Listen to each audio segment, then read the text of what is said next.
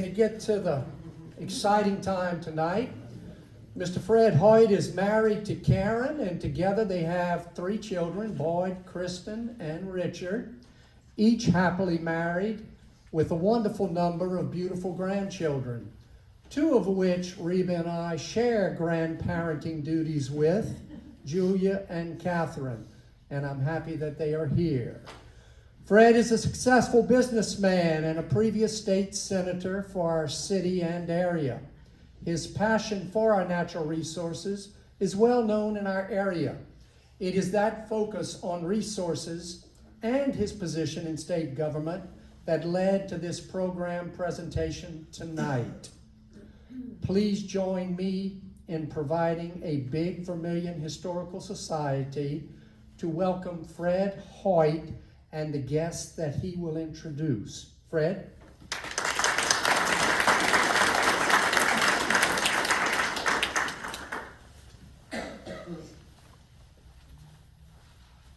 Thank you, Brady, for that glowing introduction. I don't need to say anything. That might mess it up. But the honorarium, Lloyd, needs to be sent to 8614 River Road, okay?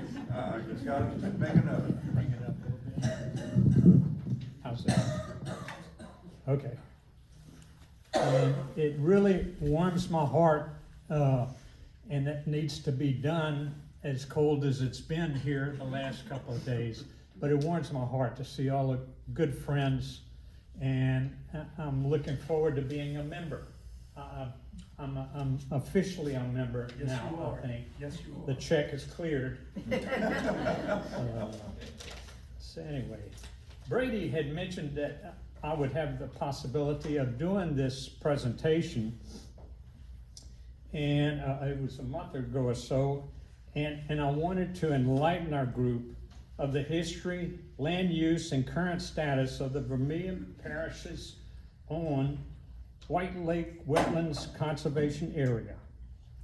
I want to answer any questions that you probably have about how did this world-class asset become state property and is now being used by everyone. Well, first, let me describe the property to you. It's 111 square miles, and I'm going to introduce here in a few minutes our director of this, where are you, Lance? Oh, you're still here. Lance is our resident biologist for the White Lake property, and he's going to elaborate a little bit more, but I'm going to step off for just a second so I can use my antiquated slideshow. Okay, I have 2 slides. Very, very unique. This is 2 of my slides that I actually used in the Senate to. Am I? You're good. Okay. In the Senate to pitch the Senate, the state to take over the property, but this green line right here is the property, which is 111 square miles. Wow. The city of Lafayette is the yellow portion, and it's 41 square miles, just to give you a point of reference. Okay? And then here's the outline of the property, which I'm sure Lance's slides will be able to better show it, especially for the people in the back. But it's this area here. White Lake is down here to the south. North, Guidon is 7.4 miles, and everybody knows that this is the southwest corner of Vermilion Parish, and you know where Vermilion Parish is. The Intercoastal Waterway and the Florence Canal, which I'll reference in a few minutes. There's 2 school board sections on the property as well. So that shows you my slides, okay? But it is, it's broken down by 53,000 acres of marsh and 18,000 acres of agricultural lands that are leased to some local farmers. I have as I mentioned, Lance Ardoin, he's the biologist manager, and in case I leave anything off, he's gonna dot the i's. And speaking of leaving, if his phone rings, he's gonna be out of here. His wife is 9 months pregnant. She's gonna have the car running, waiting for him if he gets that phone call. So if you gotta leave Austin, everybody will understand. Now for the list of questions that I will attempt to answer. Who were the prior and subsequent owners, occupants of this land and area? In the 1990s, many of you will remember, there was an excavation of Indian mounds in South Vermilion Parish.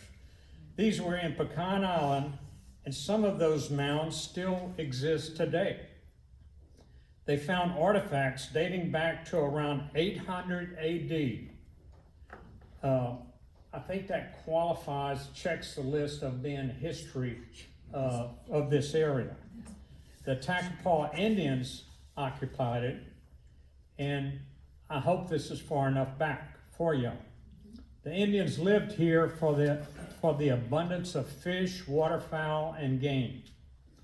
Jumping 1,000 years, which I know you all know of 1803, Thomas Jefferson bought the Louisiana territory from France. This doubled the size of the United States. He appointed C.C. Claiborne as governor, and the proclamation was made official at the Cabildo in New Orleans. In that year, President Jefferson's address to Congress about the acquisition described the area as made up of chiefly descendants of French and Canadians. In the subsequent census that year, it stated there were 2,200 whites, 210 free people of color, 1,200 slaves, in all 3,700 souls.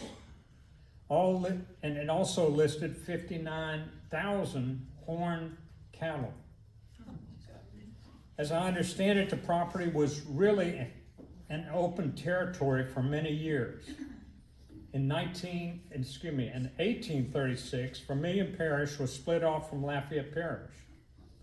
The earliest ownership on record was in 1929, thanks to Gabe Marceau. I asked him to do a little research on this, and it was the Watkins Oil people, Elizabeth Watkins. And in 1931, the Kung, K-U-N-G, Lee Oil Company owned the property. Mr. Lee had, as I understand, Paul is a resident of White Lake and has been forever, and he was enlightening me a little bit more and correct, and anybody can feel free to correct me on any of these and fact check me as I go, but I understand that Mr. Lee had Chinese roots, and the rumor has it that the Florence Canal, which goes right down the middle of the property, 8 miles long, was dug by hand or shoveled by a troop of 500 Chinese people. This was for the purpose of easier access, I guess, from the Atlantic to the Gulf of America, to White Lake, to this properties here. Talk of the legends of yesteryear of the abundance of game was unheard of. The rough times, taking a push pole and pushing the P-row with their sport in front and the guide in the back, pushing for sometimes miles in this environment. I'm sure this past weekend as breaking ice along the way was a pretty tough task. Then came owners of more oil companies, Standard Oil Company, Amoco, and then finally BP. Under Amoco's ownership, President Lyndon Johnson would frequent the place pretty often. Amoco added the LBJ wing onto the camp with a specially large bed made just for him. This brings us to 2001 and my involvement.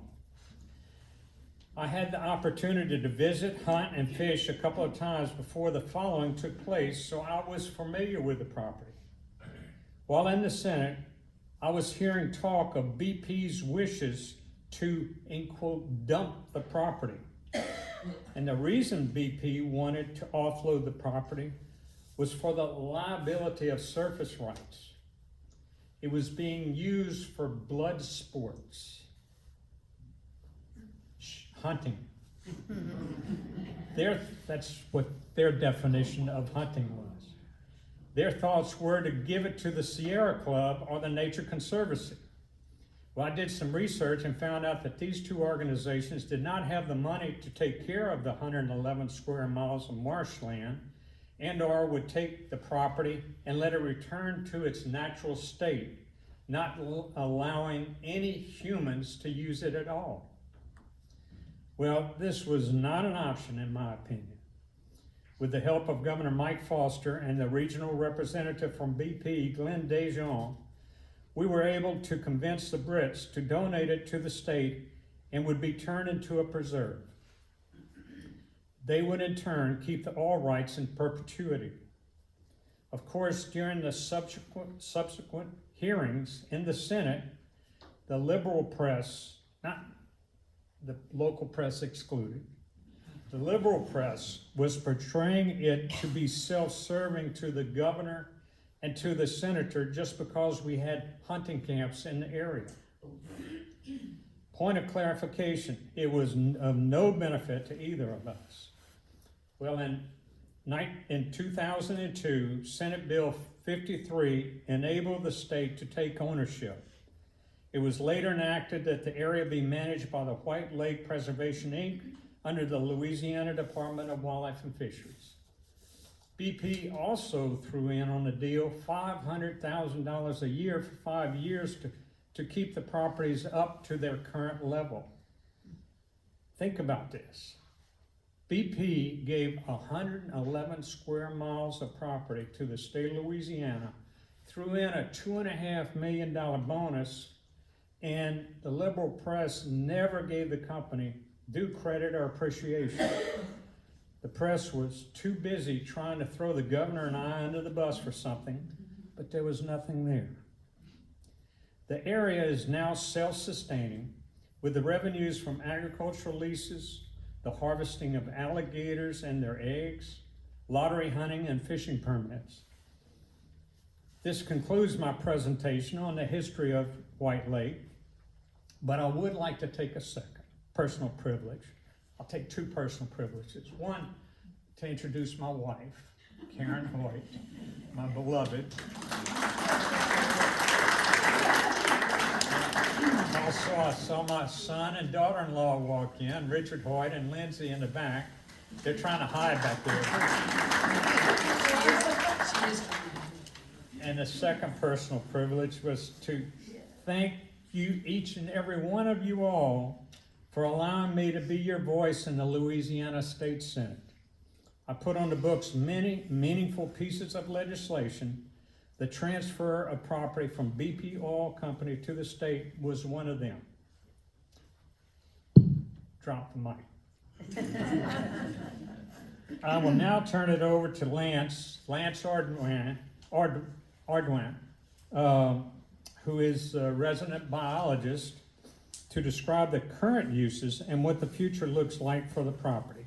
So Lance, have at it, buddy. All right.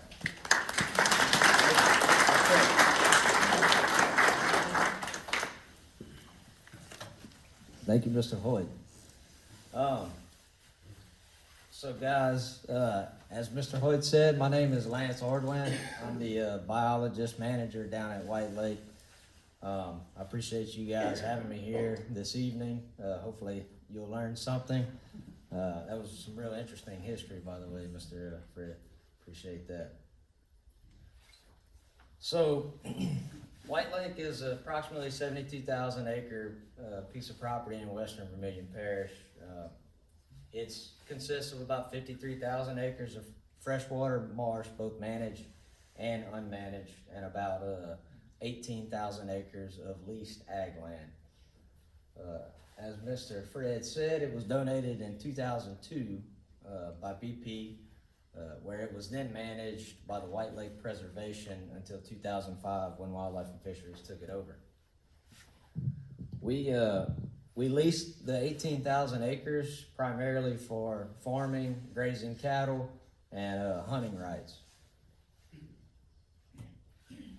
So our primary goals and objectives to our management is to sustain and manage the freshwater wetland habitats, to manage the wildlife species associated with these wetlands with a primary focus on waterfowl, and to maintain an agriculture presence when it's both feasible and compatible with waterfowl management. Our secondary goals are to generate a self-sustaining revenue so that we can afford to meet the primary goals.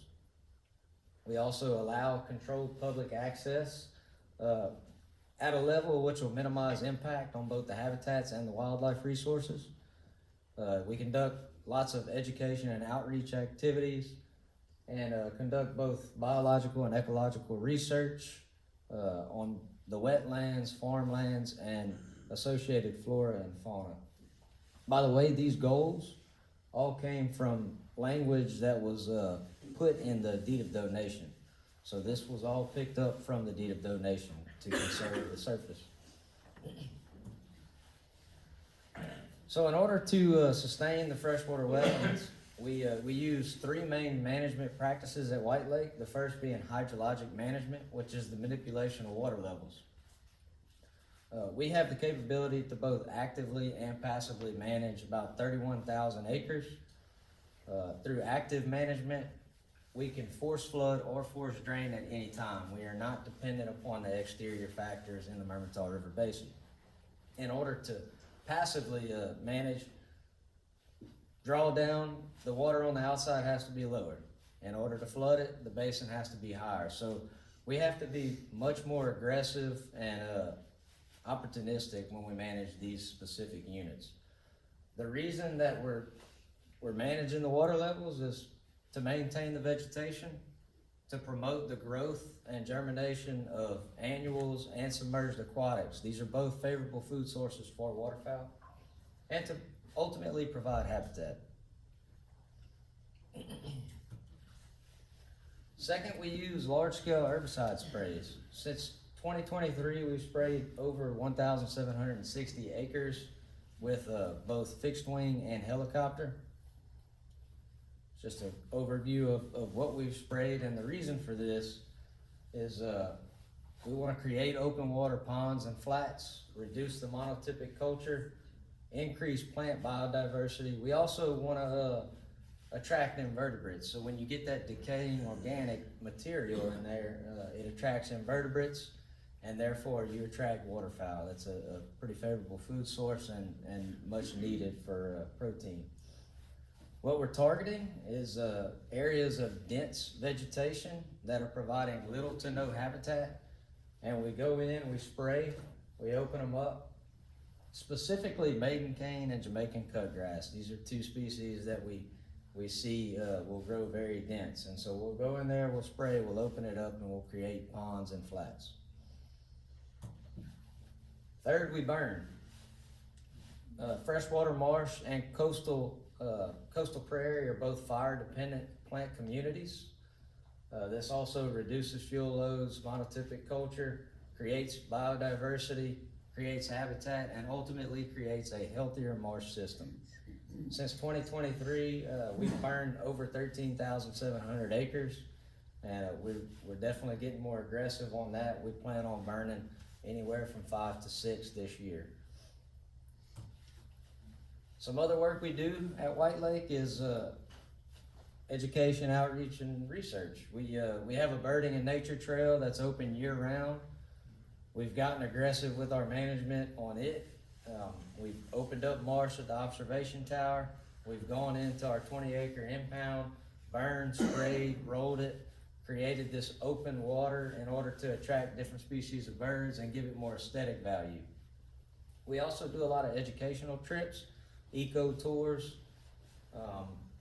We conduct waterfowl research. We are home to one of only 2 whooping crane reintroduction programs in the nation. We also have some of the last remaining remnants of the native coastal prairie on the White Lake property.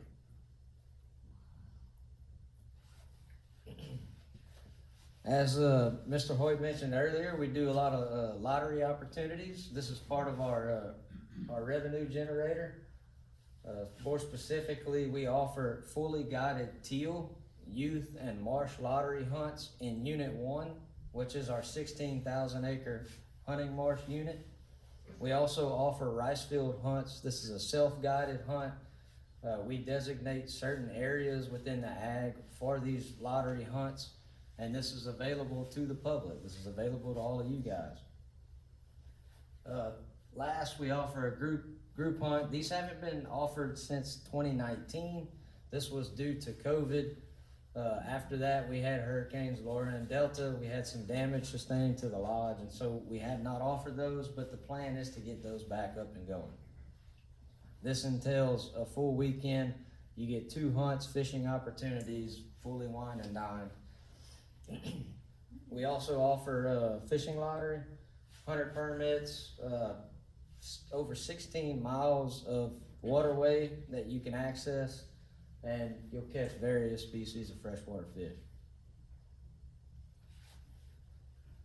Some of the projects that have been done since the state took it over, the Unit 4 levee restoration and pump upgrade. This unit, Unit 4, is where we do the whooping crane reintroduction program. So it was very important that we could actively manage it, and we needed to go in and recap those levees, get that infrastructure back right. We also currently have over 1.5 miles of rock constructed on the GIWW, the intercoastal. We've added water control structures to Unit 1. We're looking at adding another one to assist in the drainage of that unit. We've upgraded the pump engines for Unit 2, the refuge unit. This is a very important unit on the property. It's 5,000 acres. It's strictly refuge. It is actively managed, and historically is one of the most important wintering waterfowl grounds in the region. Unit 2 levee breach repair. This is a critical area of Unit 2 of that refuge. We went in there, partnered with DU. We repaired it, armored it, and we have not had any problems since then. Again, we replaced the island roofs after Hurricanes Laura and Delta, and we have a newly constructed guillotine gate for accessing our hunting marsh, Unit 1. So just like anywhere, we have our fair share of challenges. Erosion is one of the major ones. Unit 2, also known as the Cado, is the refuge unit, and we saw a lot of marsh collapse. Some significant subsidence happened there, and what this was years of repetitive drawdown, flood, drawdown, flood. What we saw was oxidation and compaction. That unit is currently 3 feet below sea level. We have levee breaches. That happens pretty commonly. We have miles and miles of levees, and then a lot of oil and gas infrastructure that we have to work around, as well as some of our facilities needing updates, repairs. These facilities were built in the 1950s, so we certainly need to look at updating them. This is a slide that I like to show when speaking about the challenges. So the intercoastal waterway runs through the property. It's approximately 12 miles, and we have a lot of agriculture property that runs adjacent to it. The ag land, just like Unit 2, sits about 2 foot below sea level. And so what this is not a storm surge. This is simply what would happen if the intercoastal levee were to breach. So what you have is a map showing the flooding conditions in a scenario where your water levels are average. We also did one with flooding. So as you can see, the flooding would extend well outside the property line. Western Vermilion Parish and Eastern Cameron would all feel it. And again, this is just from a breach in the intercoastal levee. So what did we do about that? Well, we ended up partnering with CPRA to come up with some priority projects to protect the property so that we can continue to manage it and sustain it. First being the intercoastal, the GIWW. Shoreline protection, that is priority one, phase one of the project. Second is unit 2, that's your CADO, the refuge unit, stabilizing that levee system. And then finally, the White Lake shoreline. What we're doing there is armoring the North White Lake shoreline to protect the southern border of the White Lake property. So the shoreline protection project, it consists of over 20 miles of rock protection breakwaters. This project is underway. CPRA was able to secure some funding. We anticipate construction to begin in the third quarter of this year, of 2026. So we should see this project started this year. Second is the Unit 2 stabilization project, our refuge unit. It's gonna entail lifting, reinforcing, and stabilizing the entire levee infrastructure. We came up with 4 alternatives. What we're shooting for is alternate 2. What this will do, so we currently have a active natural gas field on the southwest corner of the refuge. It does cause some issues when it comes to management and repairing that levee infrastructure due to pipelines. So we are working out a deal with the current owner of that field to P&A it, to clean it up, get it out, and bypass that flotation canal completely and enclose it. This would be phenomenal. It would make managing that unit much easier, much more efficient. Finally, we have the White Lake North Shoreline. As you can see on the right side photo, that area has undergone some significant erosion, excuse me. And so what we're primarily targeting is the northwest corners of the lake. And the reason for this is in the spring, you get your predominant southeast winds with your frontal systems, your late winter, early spring frontal systems. It's impacted the shoreline, as you can tell, and we felt that it was important to protect that, to put some rock breakwaters. And that's what I got.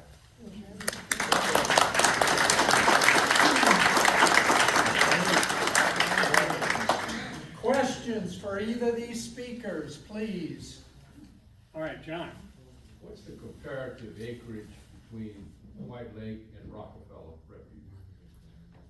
So White Lake is 72,000, Rockefeller is about 70,000 right now. Now I will say Rockefeller was 86,000 acres whenever it was given or donated to the state, but Rockefeller has undergone some significant erosion on the shoreline, which is, they're working on that project right now as well, protecting. Yeah, they're doing a lot of shoreline protection along the Gulf.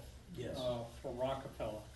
But if you notice on some of these slides, the big dollars that it takes to do the projects that we're doing, and I have to say, Governor Jeff Landry has kicked this in high gear. I really give him kudos, correct me if I'm wrong, but Absolutely.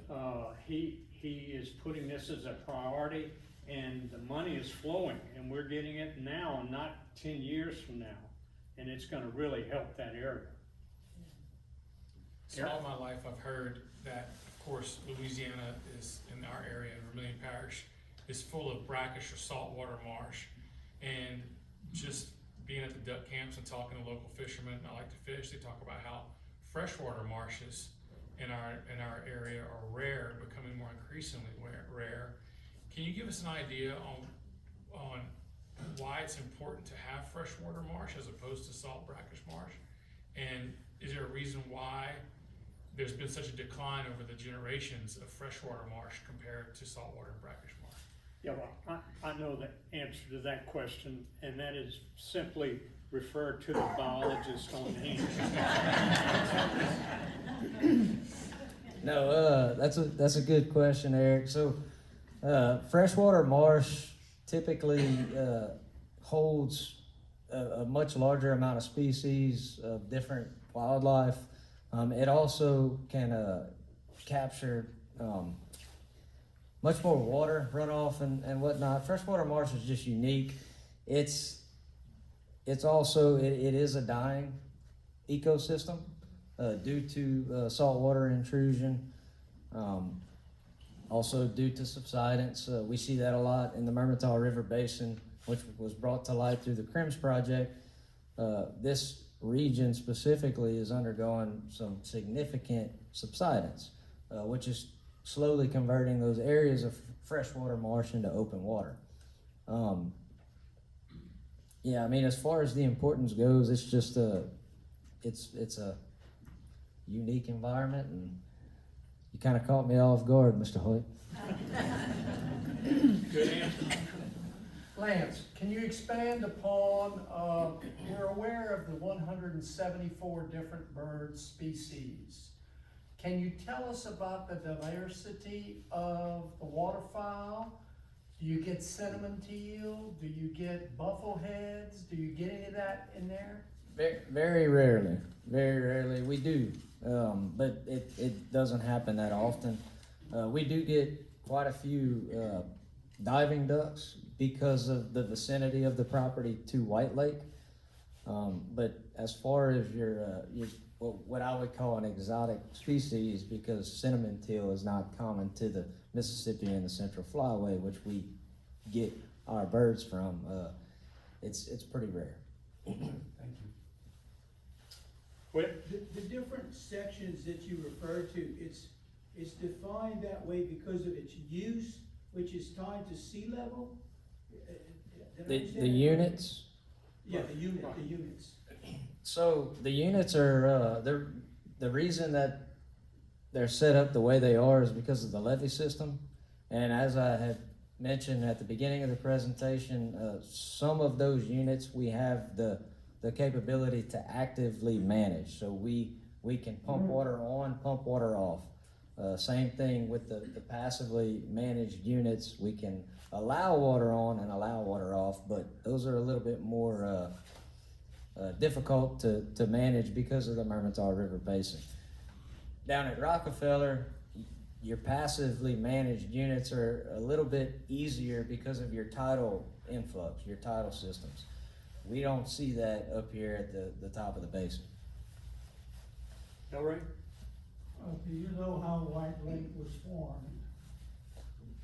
The lake itself, Yes. I'm gonna take a guess and say, no, I'm not gonna take a guess. Why don't you enlighten us, all right? I thought it might be a good point of interest. I am interested. White Lake is huge. It's probably, if this is 111 square miles, White Lake has gotta be 200 square miles at least, all down in here. So it's by that size, enormity. Tell us how it was formed. Okay, as a surveyor, which I practiced for many years, as you can tell, I'm rather old. I had the occasion to do a lot of surveying around the Pecan Island area. And in doing so, I had to research historical records, that goes way back, as far back as, man was involved in those properties. And in one of the papers that I found some old surveyors' notes that had recorded that White Lake had been formed by a massive burn, okay?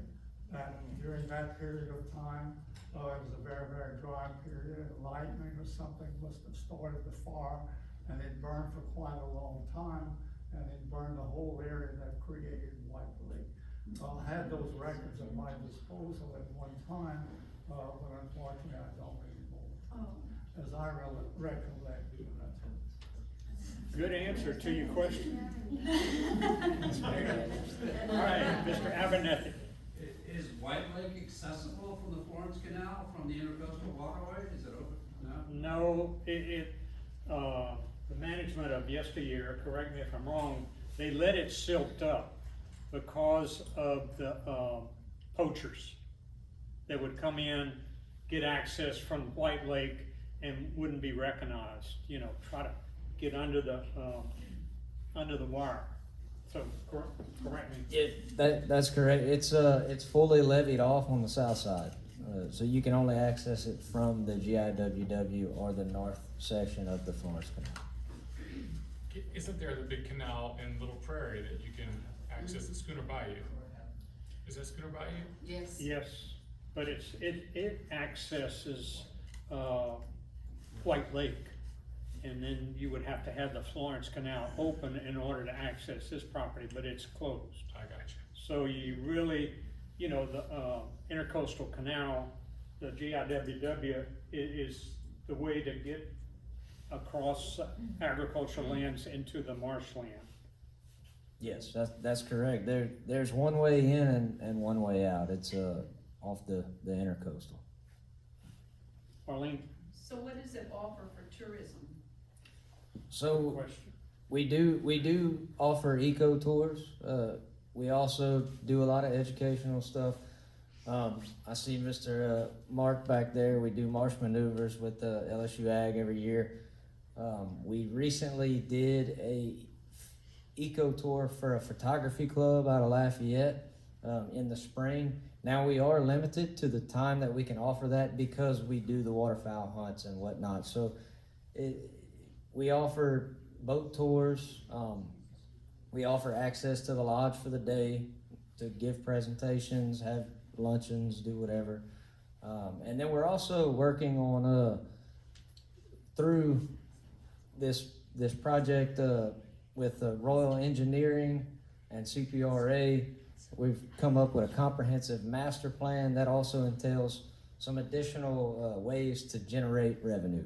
And so we're coming up with other ideas of different types of things that we can offer the public as far as tourism goes, and getting the public involved more with the property. What about birding tours? We- Birding tours? So essentially, that's what we did with the photography club. We ended up going mid-April, and they strategically chose that date to be able to see, you know, different types of passerines and whatnot. Because it's a waterfowl flyway, big time, right over White Lake. And the birding trails, could you elaborate? Yeah, so we do, as I had said earlier, we do offer a birding and nature trail. It's open year-round from sunrise to sunset. We actually, which I didn't mention, it was up there, but I didn't highlight it. We recently got awarded a grant through the Drax Foundation to work on some enhancements. So we're gonna construct some birding blinds on the trail. We're gonna add some new signage. We're gonna give a facelift to some of the infrastructure that's already out there. And as I had said earlier, we're gonna continue to manage that trail to give it more aesthetic value. This year, they did the Christmas bird count, and they saw more birds on that trail than they had seen years prior. And the reason for that was we had opened that area up for wading birds, shorebirds, and waterfowl, and it used to just be 100% maiden cane. And wait, Laura, I was just wondering, do y'all provide weaponry for those birding blinds on the birding trail, or you have to bring your own? We do not provide that. Lord. How long has the current lodge been where it is now? I'm sure there's been a lodge built or destroyed by hurricanes, but. That's actually incorrect. The facility that we have, the structure that's on site, is the original. Oh, really? Construction was started in 1949, and I believe it was completed in 50. Okay, interesting, thank you. And it's never flooded, has it? It's never flooded. Never flooded, never been destroyed. I've got a question for you, Lance, and this will be my last one, sorry, unless you have somebody else back there. Yeah, Mr. Soniak. Oh, sorry, Mr. Chairman. Would you expand on the whooping crane project there? You still have it pretty active. I know there's one at Rockefeller now. y'all split the, So the Rockefeller one was, the original crane pen was in the Unit 2, which is the Cotto, the refuge. Due to some infrastructure issues, it was being moved into Unit 4 about the same time that we did the Unit 4 enhancement project, the pump, double divergent pump, and levee infrastructure. Rockefeller kind of took the crane project over for a couple of years, but they're not active with it anymore. It's back at White Lake full time. I know very briefly about it. We have crane biologists on site.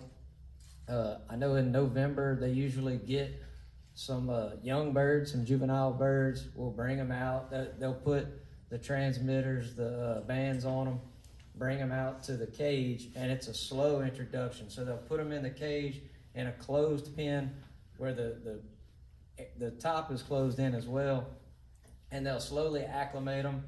They'll go every day, monitor them. They'll eventually let them into the big cage that is open to where they can fly in and out.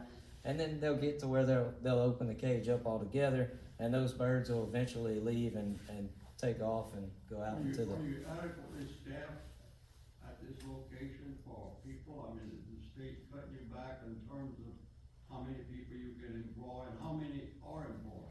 So we have 2 crane biologists that are actually employed by Rockefeller, but they're domiciled at White Lake because of the crane project. We have 3 biologists on site, including myself, and 4 technicians. We actually are giving interviews tomorrow for the tech supervisor position. Once we hire that position, we'll be fully staffed.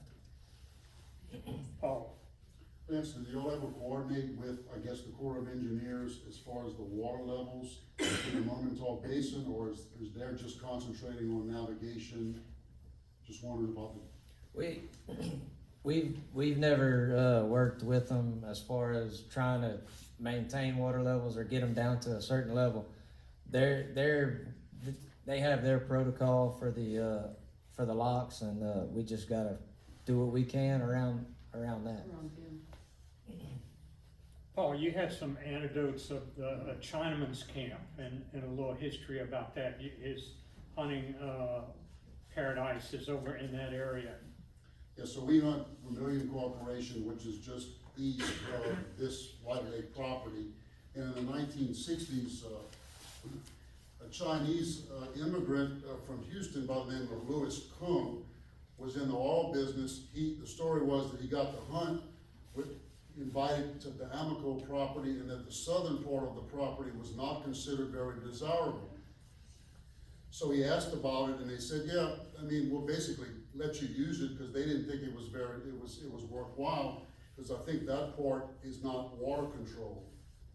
And of course, it was incredible hunting up until the president. His son still hunts there, Pine Island Lodge, which is on Pine Island. They still hunt the property. And Mr. Kung's wife was Deborah Paget, who was a very prominent actress in the 1950s. She's still alive. She's in her 90s. But his son is still hunting that property. Is it about 18,000 acres? Yes, it's roughly 18 to 19ish. Yeah. So. Yeah, it was at one time called the movie star camp. Oh, really? Yeah. It's a really interesting history of that camp. If you ever get the opportunity to look further into it, I know there's a book that is out that actually describes it. Yeah. Janice?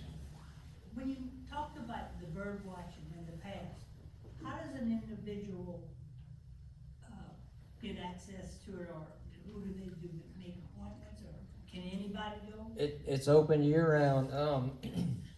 In order to access, they passed the new regulations. You are required to have a WMA access permit.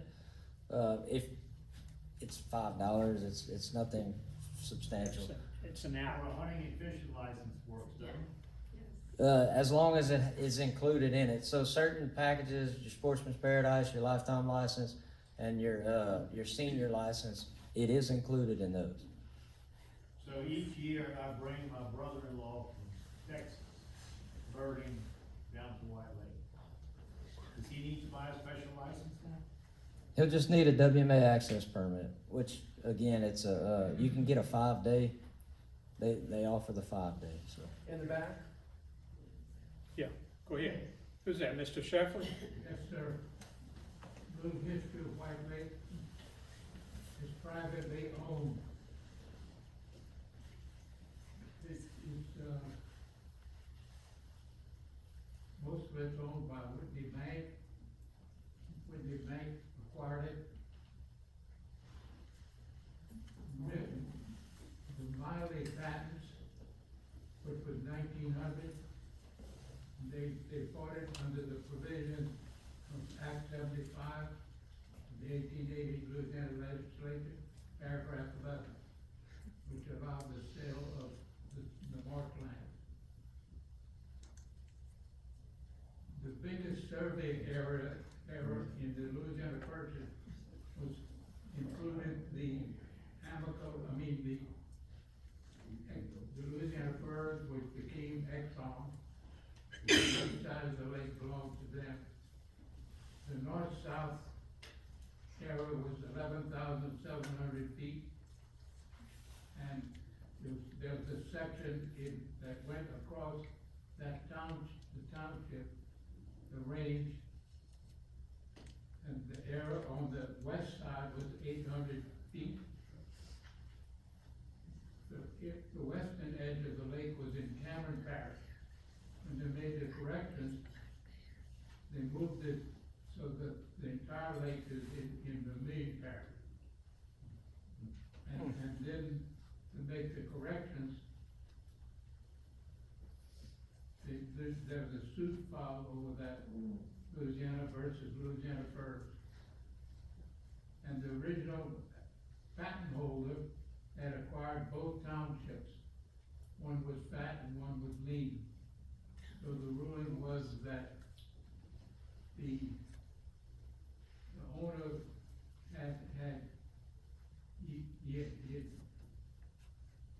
it lost on the north side, it was too big, and on the south side it was too thin.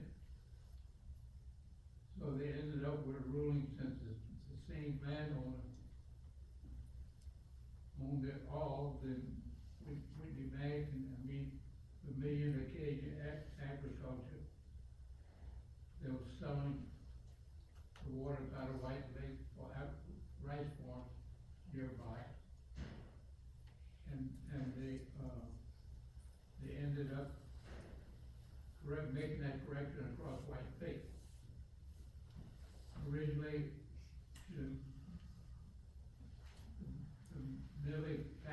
original patents covered 19,000 acres, but this gave them an additional 20,000 acres in the lake. You have 1,200 wells that have been dug in it. Not a cent of it comes to Louisiana. They set up this plan in 1942 that Louisiana would administer the lakes during the war, and that's still true to this day. One well in there is producing $1.4 million a day when it was first drilled. And Marine Parish would be entitled to 10% of those royalties. The royalties on the state water bottom is 22%. The Vermilion Parish share, that would be 2.2%. $1.4 million a day comes to about $12 million a month. So Very prolific oil region, for sure. I mean, look at all of the different oil companies that have owned it since the turn of the century, turn of the 90s. The Amoco deal came up because of a suit in Grand Lake, Louisiana versus Miami. There was an oil well drilled in there, producing an oil well, the unit for about 70 to 80 acres, and it was drilled in the washback zone. The original acreage of the lake is about 50,000 acres, around 70,000 acres now. You're losing about 55 feet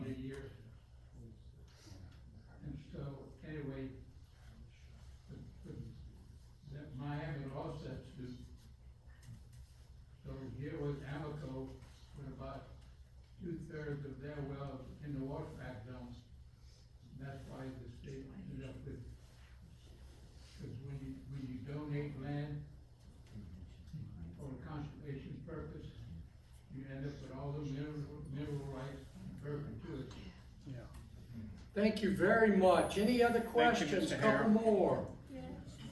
Anybody else? Mark, you had a question or comment? John? John? Let's see, how do biologists determine which area, Rockefeller or White Lake, winters more waterfowl? On the same side. Right now, with surveys, it's known that Rockefeller does. Their numbers are significantly higher. There's also a lot less pressure on Rockefeller. It's a refuge. There's no hunting. We're a WCA. We allow hunting. So. Pat? Over the last 10 years, have you seen the waterfowl population decrease? Is this a trick question? We all do annual surveys. We do surveys. We don't specifically, the White Lake staff, but the department does. And it varies. It fluctuates. So. Who else had a question? Judge? Lance, as a biologist, and y'all have what, 18,000 acres of ag land? Yes, sir. And do the farmers drill their rice, or they plant it the old-fashioned way? They, some of them do, some of them fly it in, they hydroplant it. We leave that up to them, the farmer. As long as they're meeting the lease agreement, which states that they have to plant 50% of their rice base, we're not specific on how they do it. So, I know how difficult it is to make the revenue that you have to operate on, just on the surface with no minerals, and I take it if what I'm hearing is correct, the Amoco got 100% of the minerals, is that correct? That's correct. They got the mineral rights in So perpetuity. you're operating like Vermilion Corporation and you don't have a very big budget, That's correct. okay? So, two things, one, on the waterfowl, I'm an avid bird watcher, and my observation is that when farmers drill the rice into the fields, it's completely different water management scheme. You can hardly find a duck, you can hardly find a shorebird in Vermilion Parish. I maintain that the duck population is down because you can't find the shorebird, because the habitat, what used to be 120,000 acres of rice field, that was managed in the winter, held of just a few inches of water on it, today doesn't exist. It's either dry or it's got 2 feet of water. So I would encourage the management at White Lake to at least tell, I know you can't do it, and I don't do it with my farmer, but at least he's not drilling everything yet. If we can maintain some fields the old-fashioned way, I think you'll see a lot of waterfowl and a lot of shorebirds for your bird watchers and hunters. Absolutely. Thank you, Judge. Arlene, Appreciate you had a that. question? I just was wondering, I've been to White Lake Landing a long, long time ago. Is that where the birding trail is? It's accessible by car? Or Yes. is it by bird? Yes, ma'am. It's accessible by car. You hit Highway 91, turn that Loyal's gate on, and go all the way down to the end of the road. Right. Maybe we can have the ducks learn to eat sugarcane. Last question, Sweet Pat? tooth. On these projects, restoration projects, where you're maintaining levees and doing dirt work, are y'all being charged mitigation? Not for the existing levees. We're not disrupting any wetland. We're just going in and basically restoring what was there. So you're not being charged mitigation by the state or the Corps of Engineers? Not for the stabilization. Please speak to either of our guests after the meeting. Join us April 29th for our next meeting, and join us as a member of our club for $100 for life. Russell? One more question. First, thank you for your presentation, Lance, but is your baby gonna be delivered by stork or by whooping crane? I just wanted to bring That's a good question.